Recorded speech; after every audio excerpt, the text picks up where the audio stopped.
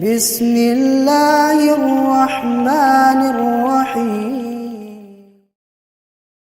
Allah Subhanahu wa ta'ala, salawat dan salam semoga senantiasa tercurah limpahkan kepada Rasul kita Nabi Allah Muhammad sallallahu alaihi wasallam, kepada keluarganya, para sahabatnya, tabi'in, tabi'ut tabi'in, dan kepada kita semua yang berusaha mengikuti jejak beliau dengan baik. Mudah-mudahan kita bersama digolongkan oleh Allah Subhanahu wa ta'ala termasuk golongan orang-orang yang mengikuti jejak beliau dengan baik. Amin ya rabbal alamin. Ikhwatal iman rahimani wa rahimakumullah.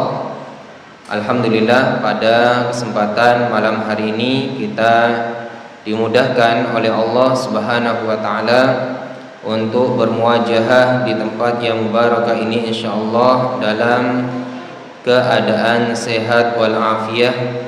Mudah-mudahan pertemuan kita malam hari ini diberkahi oleh Allah, dapat menambah ilmu, wawasan, iman, takwa serta ukhuwah Islamiyah kita. Amin ya rabbal alamin.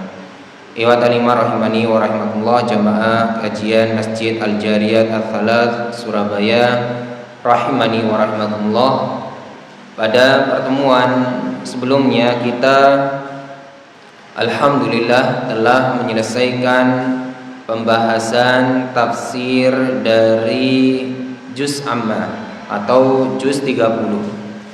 Alhamdulillah, dengan izin Allah Subhanahu wa ta'ala, setelah sekian tahun ya kita membahas tafsir dari juz Ammah, juz 30, dimulai dari An-Nas dan sampai surah An-Naba. Dengan kemudahan dari Allah Subhanahu wa ta'ala kita bisa menyelesaikannya. Mudah-mudahan yang kita pelajari dari juz Ammah atau juz 30 itu bermanfaat untuk kita dan mendatangkan keberkahan untuk kita dengan kita mengamalkan ilmu yang telah kita dapatkan. Barakallahu fikum. Atas permintaan dari Takmir, kita akan lanjutkan kajian tafsir kita, tafsir As-Sa'di. Masih dalam pembahasan tafsir As-Sa'di, kita akan lanjutkan pada surah Al-Mu'minun. Surah Al-Mu'minun. Kenapa kita lanjutkan pada surah Al-Mu'minun? Karena kita melanjutkan kajian yang dulu telah disampaikan oleh Ustadz kita rahimahullah, Ustadz Ridwan bin Abdul Aziz, yang mana beliau sampai pada surah ini, sampai pada surah ini atau surah sebelumnya, yakni surah Al-Hajj ya. Nah, maka sebagaimana permintaan dari Takmir, kita mulai pembahasan kita dari surah Al-Mu'minun dan insyaallah berjalan seterusnya ya ke depan ya, berjalan seterusnya ke depan.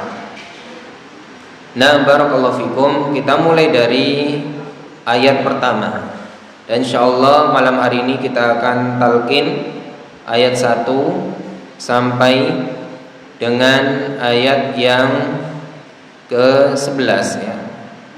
Adapun tafsirnya ya nanti adzan Isya ya kita berhenti. Sampai di mana pembahasan kita berhenti ya. Pokoknya adzan Isya kita berhenti. Barakallahu fikum. Silakan ditampilkan surah Al-Mu'minun. Sudah? Saya talqin ayat 1 sampai dengan ayat yang ke-11. A'udzu billahi minasy syaithanir rajim. A'udzu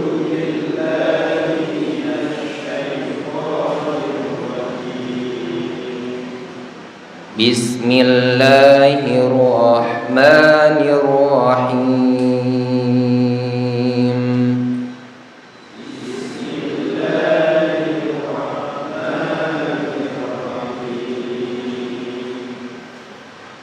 Qad aflahal mu'minun.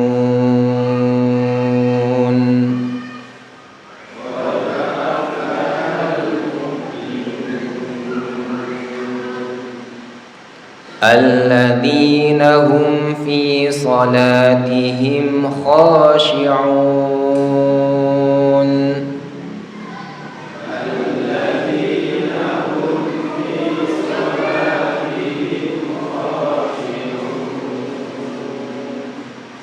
والذين هم عن اللغو معرضون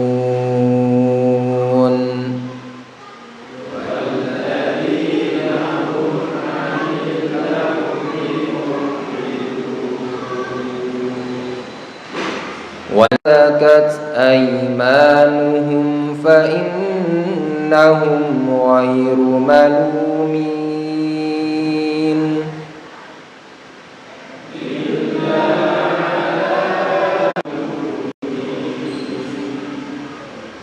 فَمَنِ ابْتَغَى وَرَاءَ ذَلِكَ فَأُولَئِكَ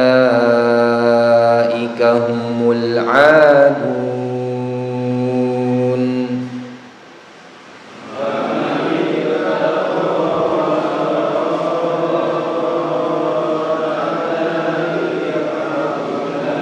والذين هم على صلواتهم يحافظون والذين هم على صلواتهم يحافظون أولئك هم الوارثون.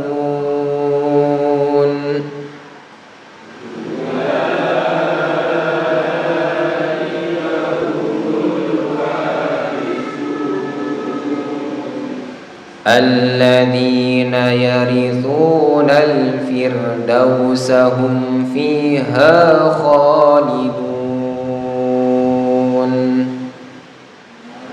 الذين يرثون الفردوس هم فيها خالدون.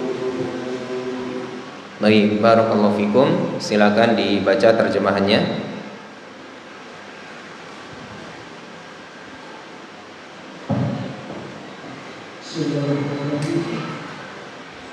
Sungguh beruntung orang-orang yang beriman, yaitu orang yang khusyuk di dalam sholatnya, dan orang yang menjauhkan diri dari perbuatan dan perkataan yang tidak berguna, dan orang yang menunaikan zakat, dan orang yang memelihara kemaluannya, kecuali terhadap istri-istri mereka atau hamba sahaya yang mereka miliki, maka sesungguhnya mereka tidak tercela.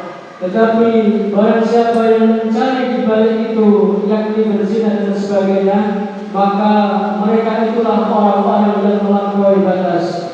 Dan sungguh beruntung orang yang memelihara amanah-amanah dan janjinya, serta orang yang memelihara sholatnya. Mereka itulah orang yang akan mewarisi, yaitu yang akan mewarisi surga Firdaus, dan mereka kekal di dalamnya. Tayyib, barakallahu fikum. Ikhwatal iman rahimani wa rahimakumullah. Surah Al-Mu'minun adalah surah yang ke-23 di dalam urutan surah-surah di dalam Al-Qur'an.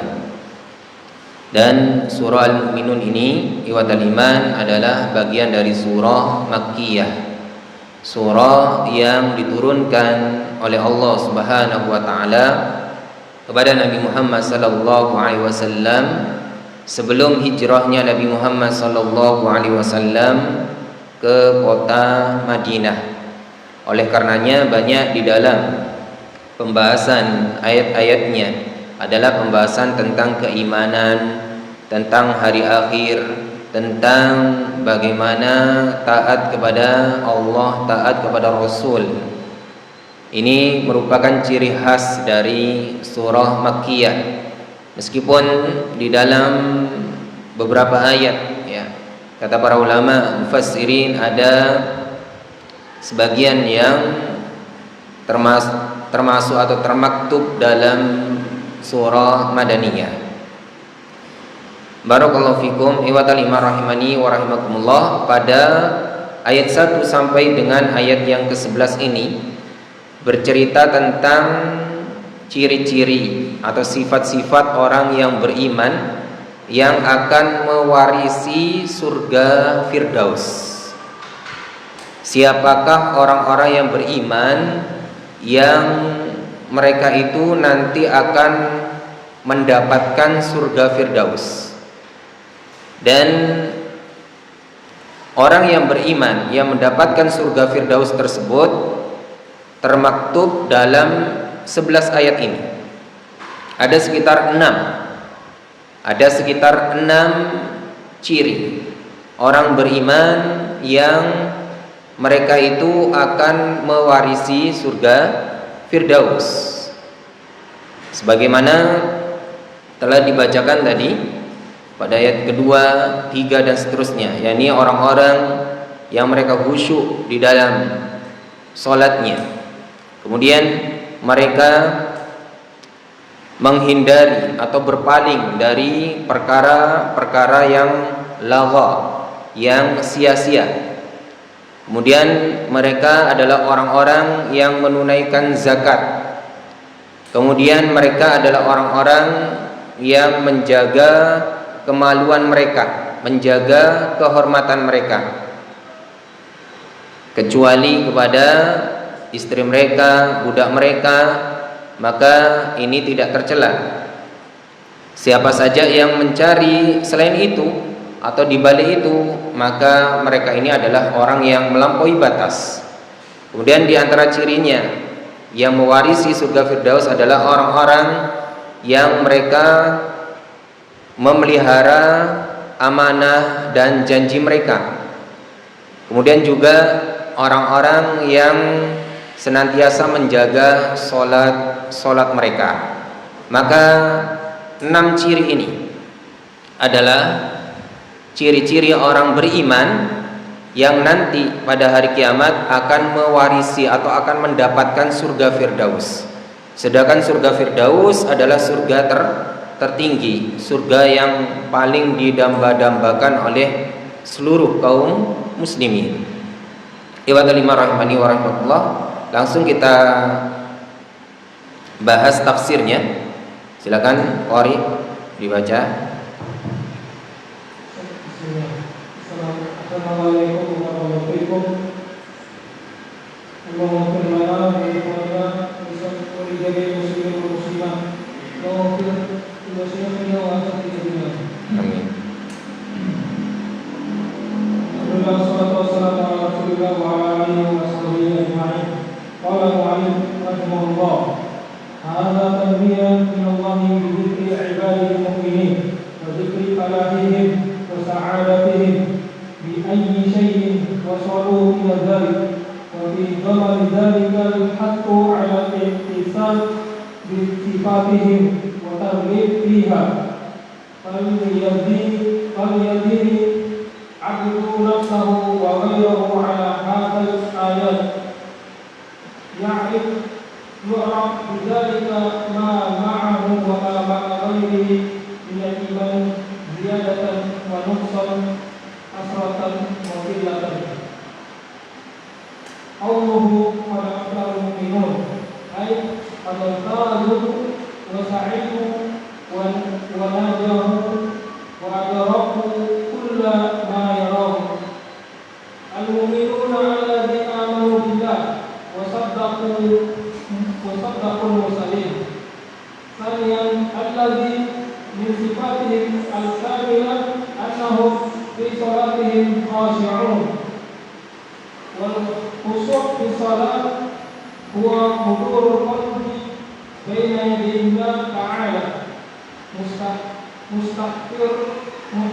مستحضرا بقربه فسيكون في ذلك قلبه وتطمئن نفسه وتسكن حركته يقل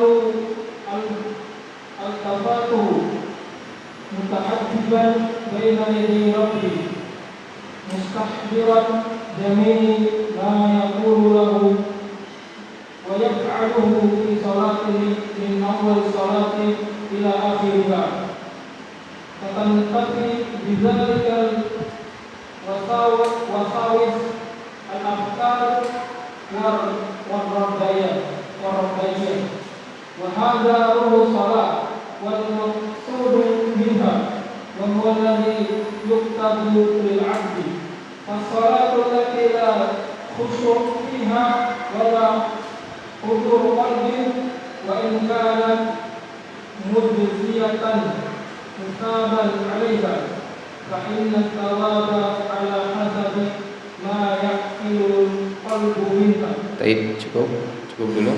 Barakallahu fiik. Baik. Hada tanwihun minallah. Ini adalah suatu penyebutan dari Allah Subhanahu wa taala. Ini adalah satu penyebutan dari Allah Subhanahu wa taala.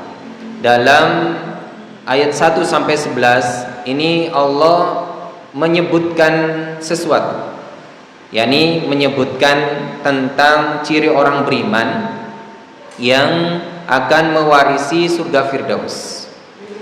Bi dzikri ibadihil mu'minin. Allah menyebutkan hamba-hambanya yang beriman. Wa dzikri falahihim wa sa'adatihim, dan menyebutkan falahnya mereka, keberuntungan mereka, dan sa'adahnya mereka, yakni kebahagiaan mereka. Allah sebutkan di dalam ayat 1 sampai 11 ini, Allah sebutkan keberuntungan al-mu'minun, tentang kebahagiaan al-mu'minun. Wa bi ayyi syai'in wasalu ila dzalik, dan Allah sebutkan dengan apa saja yang dapat mengantarkan kepada falah tadi, kepada keberuntungan tadi, kepada kegembiraan tadi. Apa saja hal-hal yang mengantarkan terhadap keberuntungan seorang mukmin itu, kegembiraan, kebahagiaan seorang mukmin itu. Wa fi dhimni dzalika al-hathu 'ala ittisafi bi sifatihim, dan cakupan ayat ini ada anjuran, ada al-hath, ada anjuran 'ala ittisafi bi sifatihim, untuk bersifat kita itu dengan sifat mereka. Secara tidak langsung di dalam ayat 1 sampai 11 surah Al-Mu'minun ini kita dianjurkan, kita dimotivasi untuk bersifat atau memiliki sifat dengan sifat-sifat mereka ini yang disebutkan dalam ayat 1 sampai 11 ini. Wa targhibi fiha, dan ada targhib, ya, ada anjuran, ada motivasi untuk menyamai sifat mereka. Fal yuzin al-'abdu nafsahu wa ghairahu ala hadhil ayat. Maka hendaknya seorang hamba itu menghiasi dirinya dan menghiasi orang lain dengan ayat-ayat ini. Hendaknya kita berusaha mengaplikasikan ayat-ayat ini dalam kehidupan sehari-hari kita. Kita ajarkan kepada orang lain. Yu'rafu bidzalika ma ma'ahu wa ma ma'a ghairihi minal iman. Maka dengan merealisasikan ayat ini akan diketahui siapa yang dia itu bersama iman dan yang tidak bersama iman. Maksudnya seorang itu nanti akan bisa dilihat tingkat atau kualitas imannya, keimanannya, dengan dia mengamalkan ayat ini.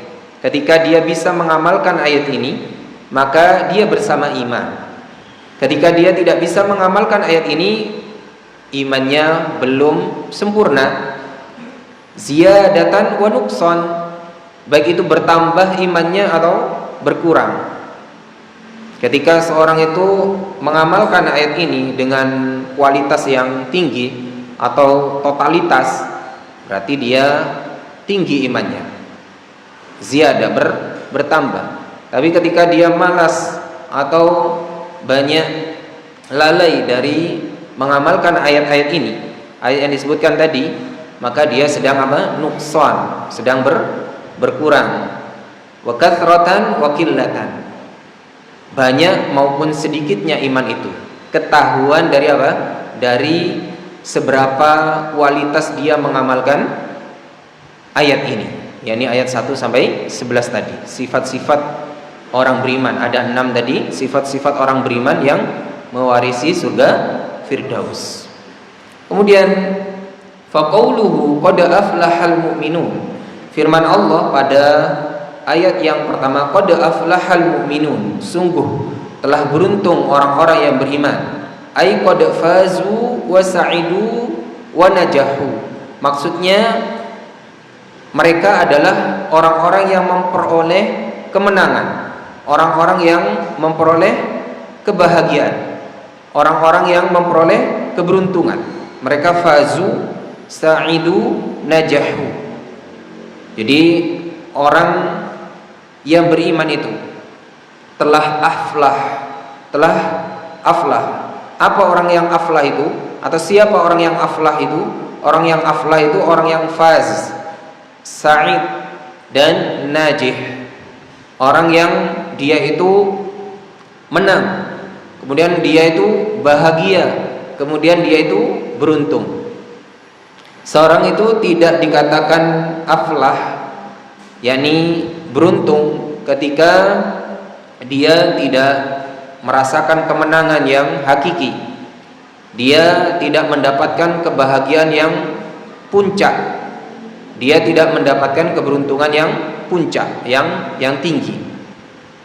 Dan keberuntungan yang puncak itu adalah surga Firdaus. Sungguh beruntung orang yang beriman itu. Wa adraku kullama yuramu, dan mereka mendapatkan semua apa saja yang yuram, yang dia cita-citakan. Apa yang dicita-citakan itu sudah dicapai. Ikhwatal iman rahimani wa rahimakumullah, betapa banyak kita ketika di dunia punya cita-cita tapi tidak tercapai. Mungkin 1, 2 sudah tercapai, tapi banyak impian-impian kita tidak tercapai. Karena apa? Karena terbatasnya kemampuan kita, karena terbatasnya umur kita, karena terbatasnya akal kita, terbatasnya yakni kemampuan, akal, harta, jabatan, dan seterusnya. Sehingga cita-cita kita banyak yang tidak tercapai. Maka ketahuilah, ketika kita ingin mendapatkan semua yang kita cita-citakan, itu harus kita mendapatkan surga Allah Subhanahu wa ta'ala. Karena kalau orang sudah masuk surga, maka apa saja yang kita inginkan pasti kita dapatkan. Tak mungkin kita minta sesuatu di dalam surga lalu Allah tidak kasih. Maka sebenarnya kullu ma yuram, semua yang kita cita-citakan itu kita dapatkan ketika kita masuk surga Allah Subhanahu wa ta'ala. Kemudian siapa al-mu'minun itu? Al-mu'minun alladzina amanu billahi wa sadaqu al-mursalin. Orang mukminun di dalam ayat ini, qad aflahal mu'minun, sungguh telah beruntung orang mukminun, orang yang beriman itu. Yang dimaksud al-mu'minun di sini adalah orang-orang yang amanu billah, beriman kepada Allah, wa sadaqul mursalin, dan membenarkan para rasul, terutama rasul kita, yakni Rasulullah Muhammad sallallahu alaihi wasallam. Maka tidak dikatakan beriman atau tidak dikatakan mukmin kalau orang itu belum bersyahadat, belum bersaksi bahwasannya tidak ada sesembahan yang hak disembah selain Allah dan Nabi Muhammad adalah hambanya dan utusannya. Jadi harus ada persaksian, ada keimanan kepada Allah dan Rasulnya. Jadi yang dimaksud dengan qad aflahal mu'minun, sungguh beruntung orang yang beriman. Orang yang beriman di sini adalah orang yang beriman kepada Allah dan membenarkan Rasulnya. Alladzina min sifatihim al-kamilah annahum fi salatihim khashi'un. Alladzina min sifatihim al-kamilah, yang mana orang-orang, yakni orang beriman itu adalah sifat mereka yang sempurna itu disebutkan di dalam ayat-ayat berikutnya. Jadi ini adalah sifat-sifatnya, sifat-sifat atau ciri-ciri orang beriman yang kamilah, yang sempurna. Annahum fi salatihim khashi'un. Ini pada ayat yang kedua. Jadi sungguh beruntung orang yang beriman. Orang yang beriman yang memiliki sifat yang kamilah, yang sempurna itu, yang pertama cirinya atau sifat mereka itu adalah fi salatihim khashi'un. Di dalam salat mereka apa? Khusyuk. Mereka berusaha khusyuk di dalam apa? Salat mereka. Jadi mereka khusyuk. Lalu pertanyaannya, apa khusyuk itu? Wal khusyu'u fis shalah wa hudurul qalbi baina yadayillahi ta'ala. Khusyuk di dalam salat itu adalah hudurul qalbi, menghadirkan apa? Hati.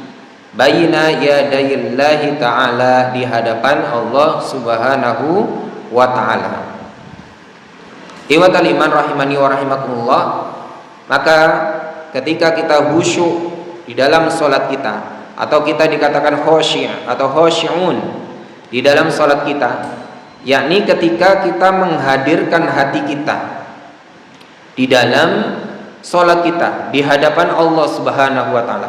Kita merasa menghadap Allah Subhanahu wa taala, di hadapan Allah Subhanahu wa taala, dan kita menghadirkan hati kita. Nah, bukan hanya jasad kita, tubuh kita. Ini belum khusyuk namanya. Ya. Jadi kalau cuma sholat, sekedar sholat, badan kita gerak, takbir, ruku, sujud, nah hanya gerakan-gerakan badan, itu dia sekedar melaksanakan sholat, tapi dia tidak khusyuk di dalam sholat. Seorang dikatakan khusyuk di dalam sholat ketika dia menghadirkan apa? Hatinya. Hatinya itu berusaha hadir. Kemudian mustahdiran liqurbihi, dia berusaha hadir untuk mendekat kepada Allah Subhanahu wa taala. Nah, karena Allah itu qarib, Allah itu maha dekat. Kemudian dengan salat itu adalah cara untuk kita lebih dekat lagi kepada Allah. Dan di dalam salat ada gerakan yang paling menjadikan kita dekat dengan Allah Subhanahu wa taala, yaitu dengan apa?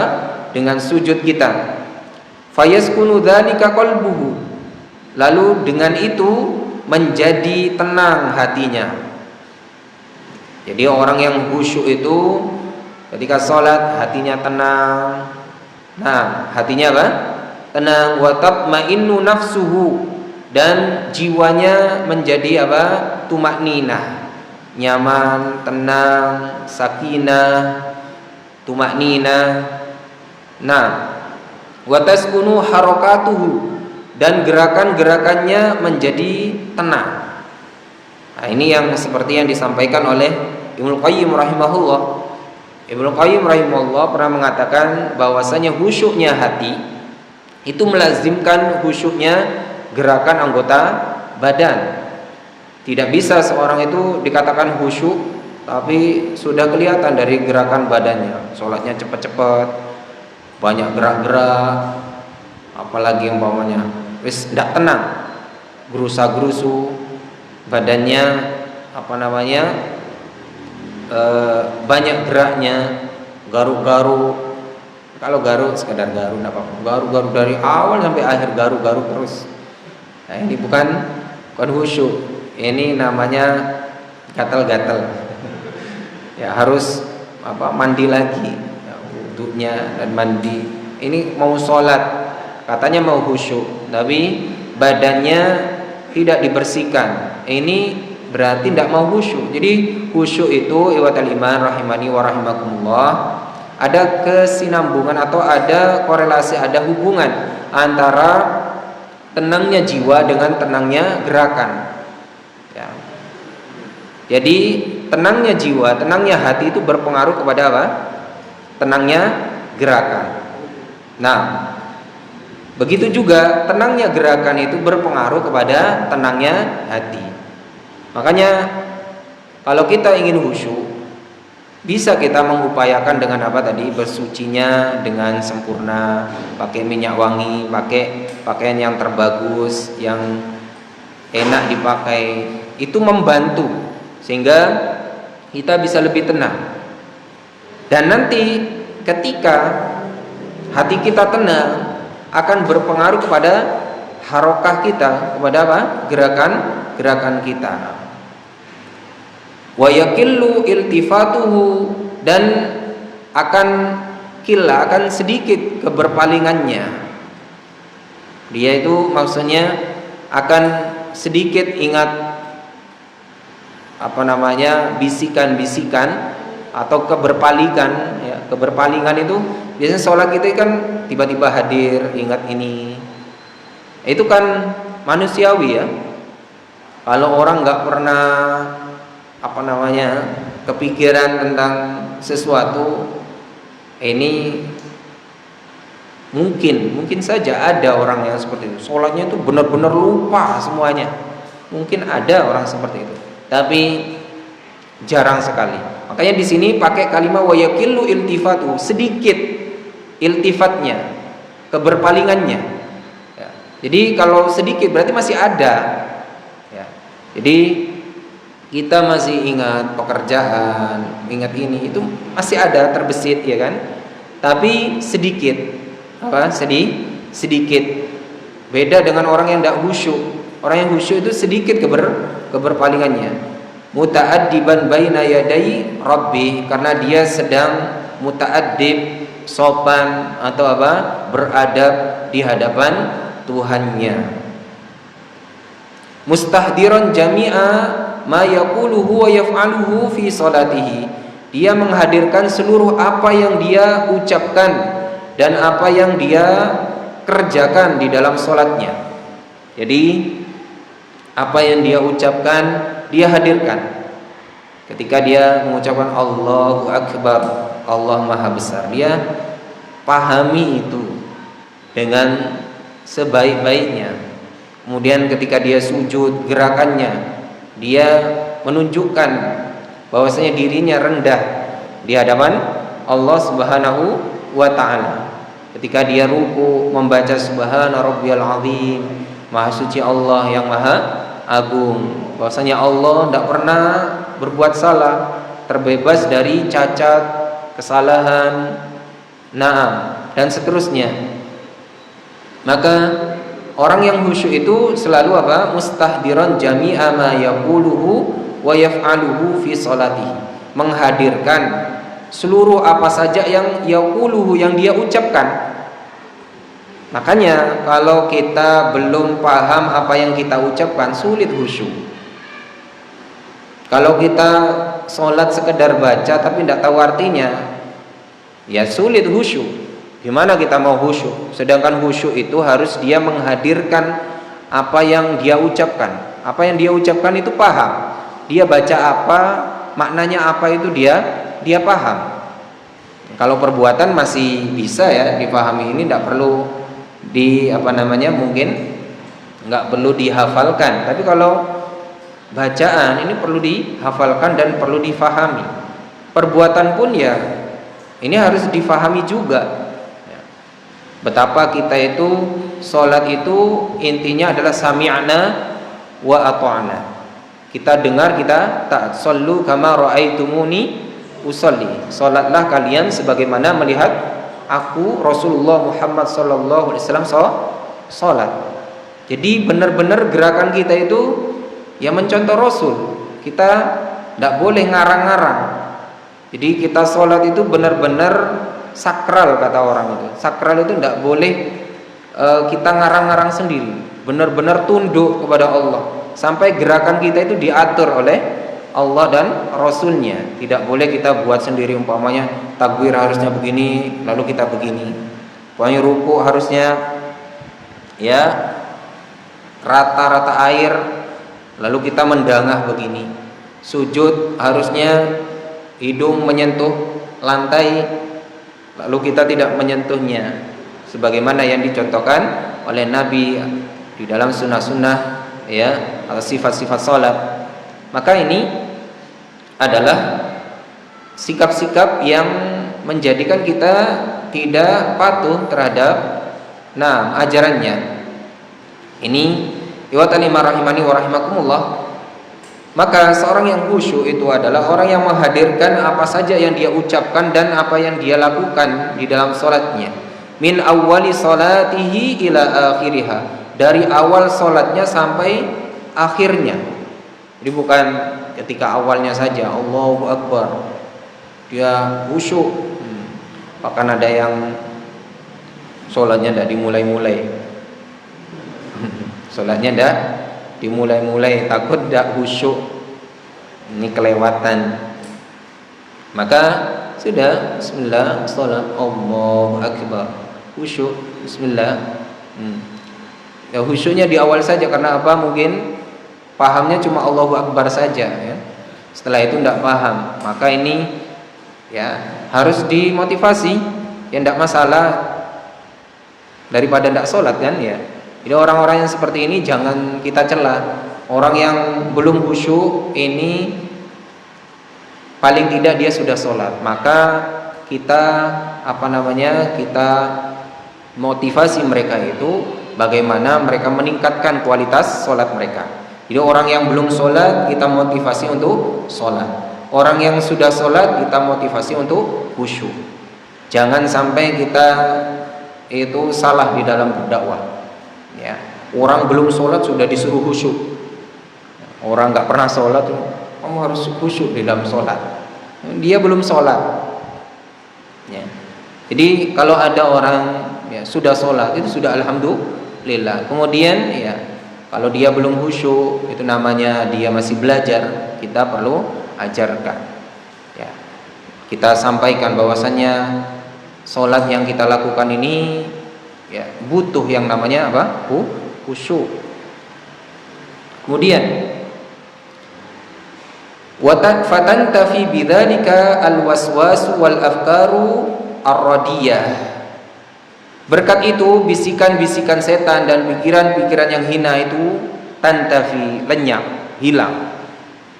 Waswas dan al-afkar ar-radiyah ya, waswas bisikan-bisikan dan juga al-afkar pikiran-pikiran yang ar-radiyah yang hina itu tantafi, lenyap ya. Jadi orang yang khusyuk itu ya, dia sudah berusaha menghindari waswas, bisikan-bisikan atau pikiran-pikiran yang hina.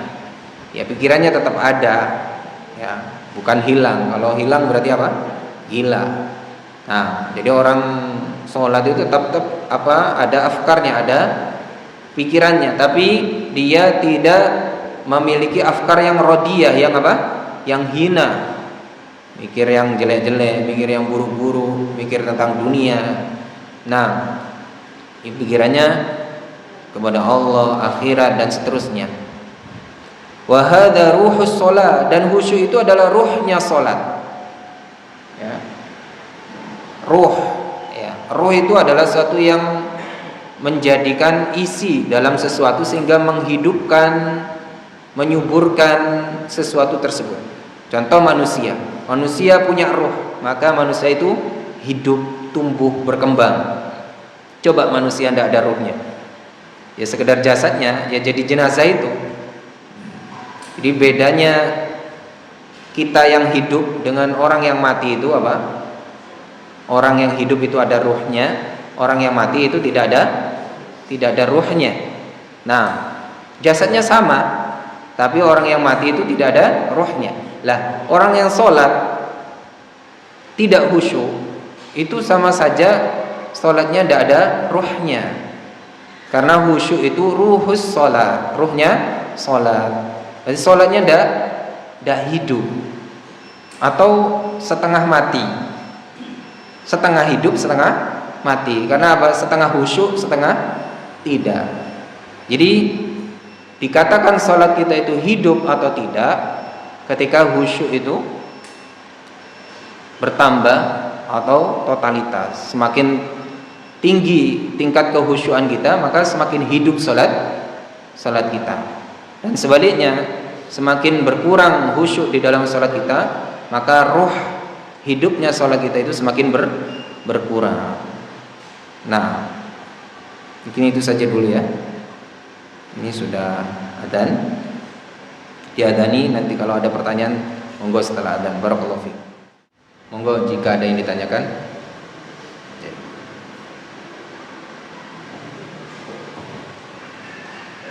Assalamualaikum warahmatullahi wabarakatuh. Waalaikumsalam. Terkait dengan orang-orang yang berurusan, yaitu yang mendapatkan surga, terutama surga Firdaus. Untuk mendapatkan surga itu apakah harus dengan ilmu yang banyak dan amal yang banyak? Kemudian kita mendengar dan membaca kisah dari sahabat dan tabi'in yang amalannya itu cukup berbakti kepada kedua orang tua atau kepada ibu, itu ada yang bisa mendapatkan surga. Mohon penjelasannya. Saya jazakallahu khairan. Baik, barakallahu fiik.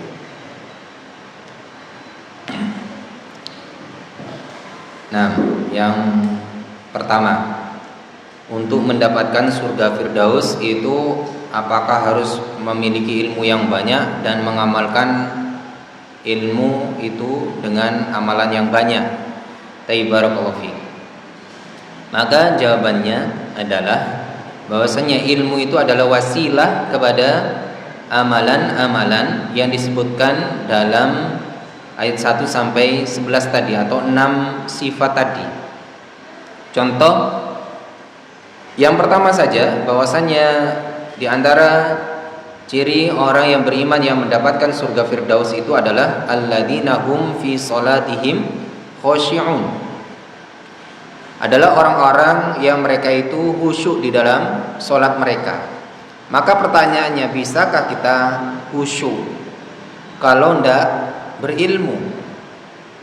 Sedangkan khusyuk itu tadi menghadirkan hati, menghadirkan apa yang kita ucapkan, menghadirkan apa yang kita kerjakan, memahami apa yang kita lakukan. Bisakah orang yang tidak berilmu, tidak punya ilmu tentang sholat, nggak hafal bacaan sholat, tidak faham artinya bacaan sholat, nah itu bisa khusyuk? Kan tidak bisa. Maka ilmu itu wasilah atau apa? Sarana. Maka al-hukmu lil maqasidi hukmun li wasailiha. Hukum terhadap yang dimaksud, hukum juga wasilah-wasilahnya. Atau ma la yatimul wajibu illa bihi fa huwa wajib. Apa yang tidak sempurna satu yang wajib itu kecuali dengannya, maka sesuatu tersebut menjadi wajib. Maka ketika khusyuk itu adalah satu keharusan dan tidak bisa khusyuk itu dicapai kecuali dengan ilmu, maka ilmu itu juga menjadi suatu keharusan, menjadi suatu yang wajib. Jadi ya, ketika mungkin ada orang yang khusyuk, saya bisa khusyuk tanpa ilmu, saya bisa khusyuk, silakan dibuktikan, pokoknya khusyuk. Makanya tadi kan dikatakan bahwasanya ciri orang yang beriman yang mendapatkan surga Firdaus diantaranya apa? Sholat mereka khusyuk, kemudian mereka meninggalkan perkara yang sia-sia, mereka membayar zakat, mereka menjaga kemaluan mereka, kemudian mereka amanah, mereka menjaga sholat mereka. Apakah hal itu tanpa ilmu? Apakah bisa melaksanakan 6 sifat ini tanpa ilmu? Kan tidak bisa. Maka ketika ditanya apakah orang yang beriman masuk surga Firdaus itu butuh ilmu yang banyak, harus ilmunya banyak. Nah, kalau ilmu banyak, ilmu sedikit itu relatif ya.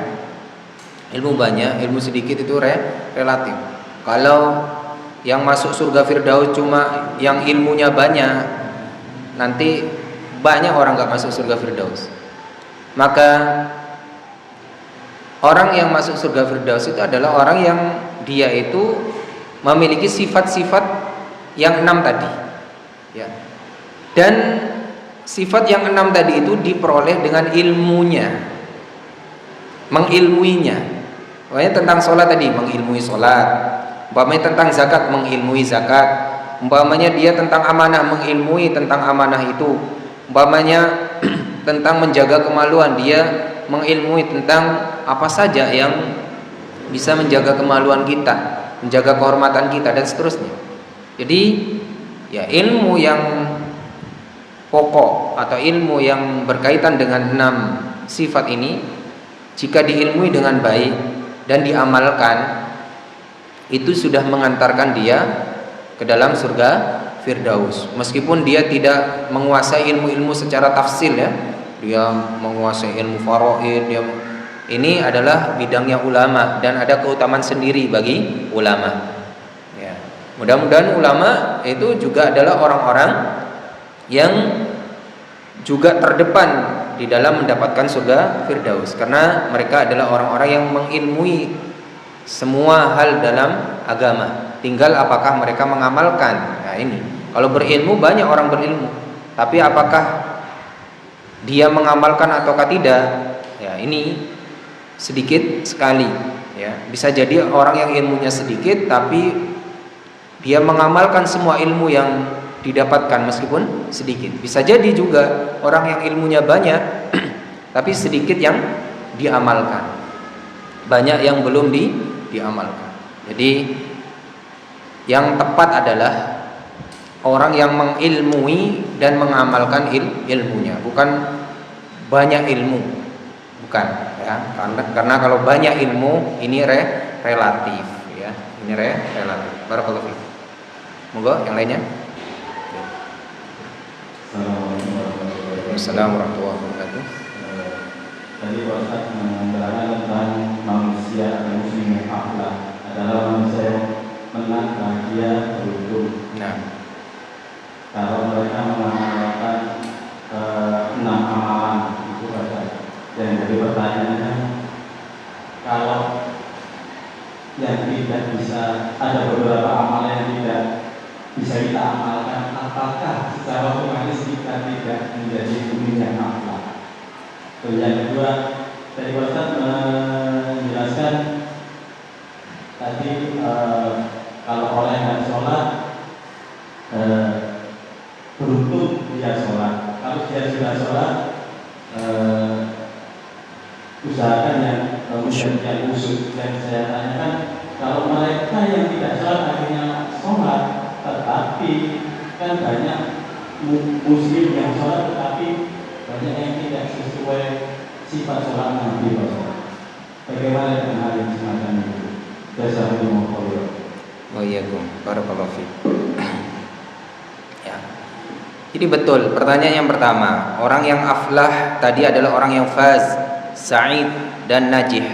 Orang yang dia itu menang, kemudian dia yang bahagia dengan kebahagiaan yang puncak, menang dengan kemenangan yang hakiki, bahagia dengan bahagia yang puncak, dan beruntung dengan keberuntungan yang puncak.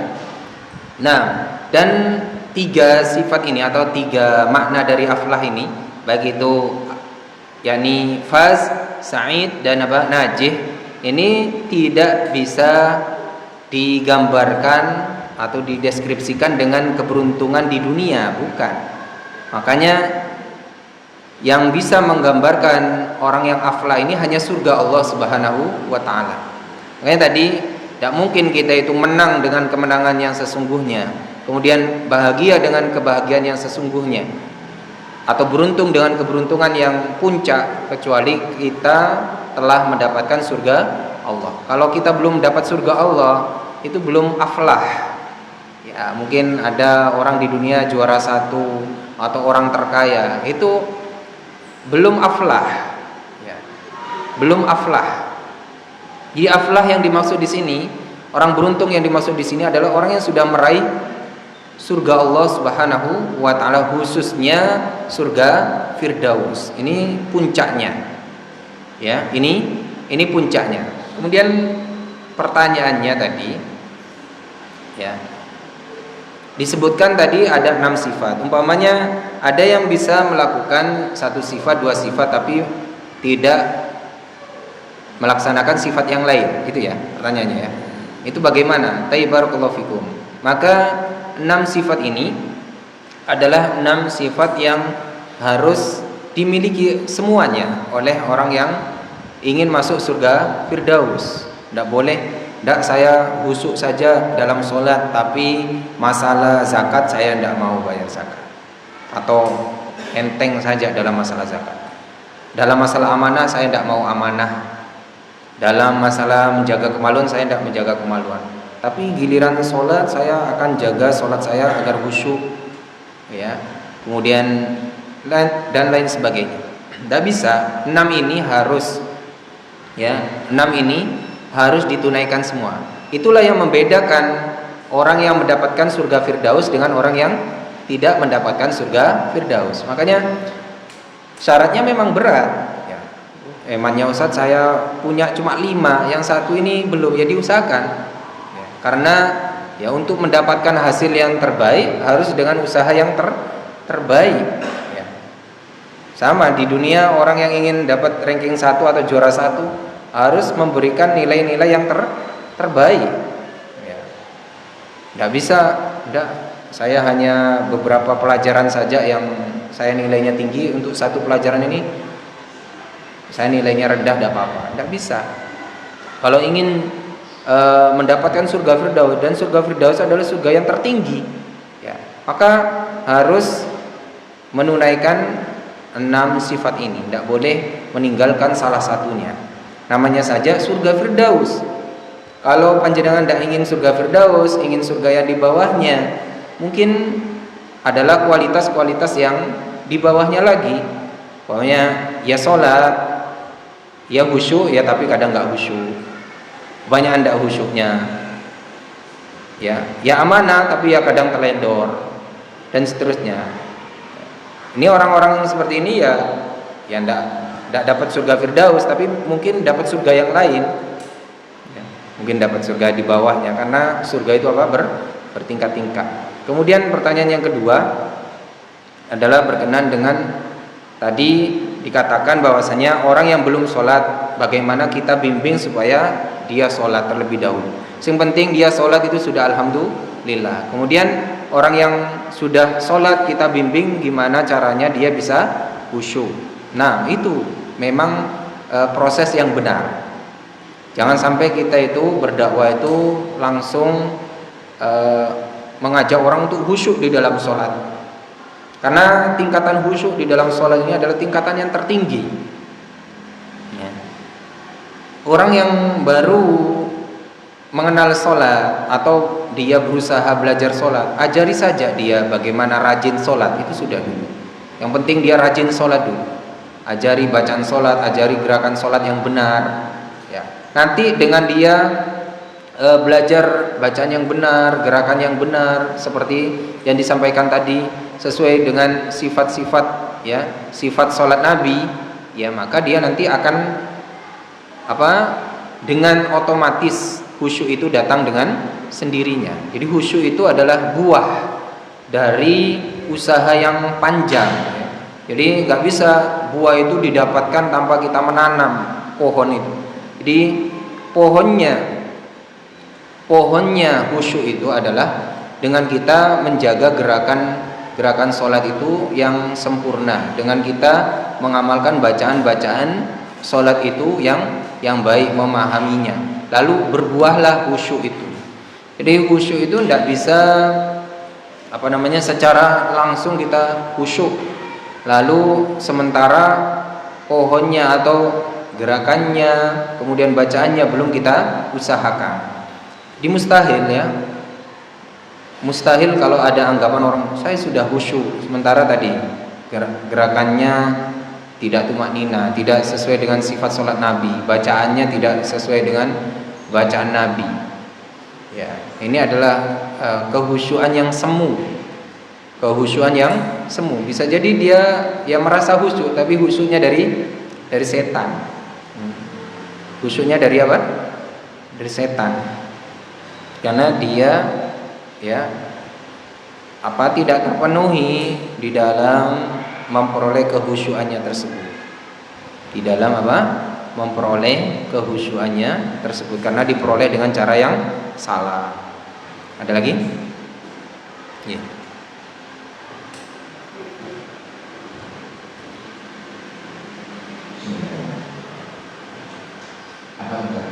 Oke. Yang dinamakan khusyuk apakah harus mengerti artinya atau kita hanya secara khusyuk itu belajar kita itu hanya mengingat Allah, atau kalau yang katakan khusyuk itu harus mengerti maksudnya, artinya kebanyakan orang itu tidak mengerti maksudnya, karena banyak sekali orang yang tahu dari bahasa Arab. Barakallahu fikum. Pertanyaannya, apakah khusyuk itu harus memahami semua yang kita baca ketika sholat, ataukah kita mengingat Allah saja itu sudah khusyuk? Barakallahu fikum. Makanya khusyuk itu adalah tingkatan tertinggi di dalam sholat. Ya, khusyuk itu adalah tingkatan tertinggi di dalam sholat. Tapi jangan dijadikan khusyuk ini satu yang menjadi kita pesimis di dalam sholat. Aduh, saya ini sholat gak khusyuk, gak paham artinya. Terus daripada gak paham, gak usah sholat, akhirnya gitu. Ini salah. Maka khusyuk itu jangan dipahami harus sempurna, harus paham semuanya yang kita baca. Ya, khusyuk itu ya bertingkat-tingkat. Yang penting kita sudah berusaha khusyuk, berusaha memahami maknanya. Jangan diam, jangan kita mencukupkan diri dengan apa yang kita pahami sekarang. Umpamanya sekarang kita masih paham bacaan takbir kita, mungkin besok kita berusaha memahami bacaan Al-Fatihah kita. Besoknya lagi kita belajar memahami bacaan surat yang kita baca. Kemudian besoknya lagi. Jangan sampai stagnan, kita merasa cukup sudah. Yang penting ingat Allah, iling. Iling. Salat iling. Iling apa? Iling siapa? Gimana ingat Allah kalau tidak memahami bacaan salat? Maka jangan takut dengan istilah khusyuk di dalam salat. Ya, untuk bapak-bapak atau ibu-ibu yang masih awam, jangan khawatir dengan istilah khusyuk. Jangan khawatir, karena Allah itu Maha tahu kemampuan kita itu di mana. Kita itu sudah berusaha khusyuk, tapi ya Allah tahu, oh ini fulan ini masih khusyuknya kalau lagi dia takbir, tahu artinya Allahu Akbar. Kemudian ketika dia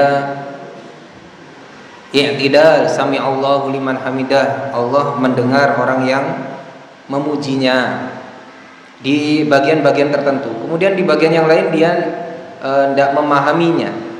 Ya dia dikatakan khusyuk pada bagian yang dia khusyuk, dan dia dikatakan tidak khusyuk pada bagian yang tidak khusyuk.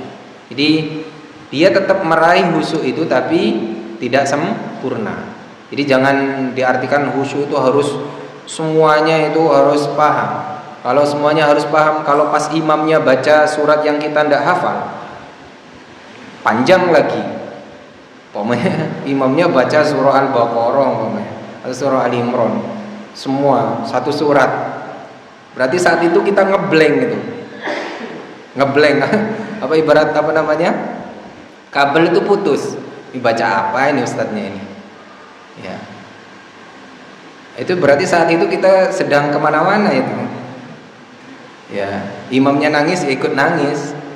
Gak tahu apa yang ditangisi apa. Berarti orang yang khusyuk itu jarang sekali. Kalau khusyuk itu harus 100%. Ya memang idealnya seperti itu. Tapi kalau ada orang yang di bagian-bagian tertentu tidak paham, seperti tadi surat-surat Yang dibaca kan tidak semuanya orang paham ya. Maka saat itu dia tidak khusyuk, gitu aja ya. Tapi kalau bisa di bagian-bagian inti seperti takbir, ruku', sujud, itu harus paham artinya. Jadi sekali lagi jangan khawatir dengan istilah khusyuk. Insya Allah semuanya para bapak di sini, ibu-ibu semuanya ini adalah orang-orang yang khusyuk. Insya Allah ya. Tapi tingkatannya khusyuknya berapa persen gitu ya? Ada mungkin 100%, 75%, 60%. Itu kan kita tidak tahu. Yang tahu panjenengan masing-masing dan Allah Subhanahu wa ta'ala. Ada lagi? Cukup ya? Cukup ya? Baik, mudah-mudahan apa yang kita pelajari pada malam hari ini bermanfaat.